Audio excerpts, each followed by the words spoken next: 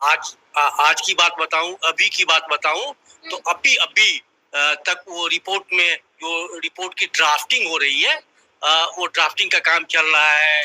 और आप ये मान के चलिए कि क्योंकि कमेटी के जिम्मे 4 विभिन्न मुद्दे हैं, लेकिन सबसे बड़ा जो मामला है ये शिक्षकों के स्थानांतरण और पदस्थापन का है। तो पहले जो इसमें बात चल रही थी, पहले बात ये चल रही थी कि सिर्फ जो सक्षमता परीक्षा पास 1,87,818 जो शिक्षक पास हैं, जो विशिष्ट शिक्षक बनने वाले हैं, जिनको राज्यकर्मी का दर्जा मिलने वाला है डेट ऑफ ज्वाइनिंग से, तो अभी उनकी पोस्टिंग की बात चल रही थी। तो एक दिन पहले, मैं 2 दिन पहले आऊं, तो 2 दिन पहले उसमें ये हुआ कि इसमें विद्यालय अध्यापक को भी शामिल कर लिया जाए, क्योंकि अभी TRE 3 के बाद तो फिर पोस्टिंग होनी है ना, तो उसको भी शामिल कर लिया जाए। माने इनके भी स्थानांतरण और पदस्थापन के मामले विद्यालय अध्यापकों के भी शामिल कर लिए जाए।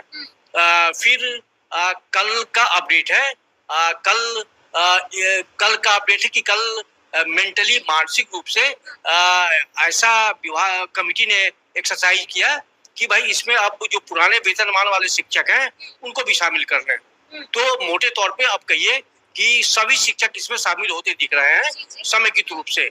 कमेटी इसको लेके एक्सरसाइज कर रही है, लगातार एक्सरसाइज चल रहा है।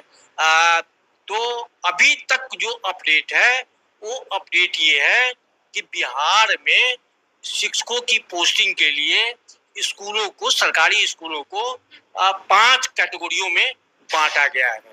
5 कैटेगरीज में पहली जो कैटेगरी होगी वो होगी पहाड़ी इलाकों के स्कूलों की, यानी ऐसे कहिए कि जो स्कूल पहाड़ पे होंगे। दूसरी जो कैटेगरी है वो है नदी पार, जिसको ठेठ भाषा में हम लोग बिहारी शब्दों में दियारा के स्कूल कहते हैं। तो ये दूसरा कैटेगरी हो जाएगा नदी पार स्कूलों का। तीसरा जो कैटेगरी हो जाएगा वो हो जाएगा सेमी अर्बन, यानी अर्ध शहरी, जो ना शहर है और ना गांव है, पूरी तरह से कस्बा है, तो अर्ध शहरी।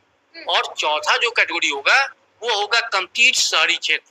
और 5वीं जो कैटेगरी होगी वो होगा ग्रामीण क्षेत्र कंप्लीट। तो यही 5 कैटेगरी होगी और इस 5 कैटेगरी में शिक्षकों की पोस्टिंग हो रही है। तो अब शिक्षकों की पोस्टिंग कैसे होगी, उसका जो फार्मूला अब तक एक्सरसाइज किया गया है, उसका फार्मूला ये है कि जो दिव्यांग होंगे शिक्षक और जो असाध्य रोगों से पीड़ित होंगे शिक्षक, जैसे कैंसर या इस तरह की दूसरी भयावह बीमारियां, तो ऐसे शिक्षकों को प्राथमिकता मिलेगी, यानी वो इच्छित जगह पे वो जाएंगे। और दूसरा जो कैटेगरी होगा वो होगा फीमेल का। तो फीमेल को राहत मिलेगी, लेकिन उससे भी बड़ी राहत जो मिलेगी वो मिलेगी पति पत्नी को।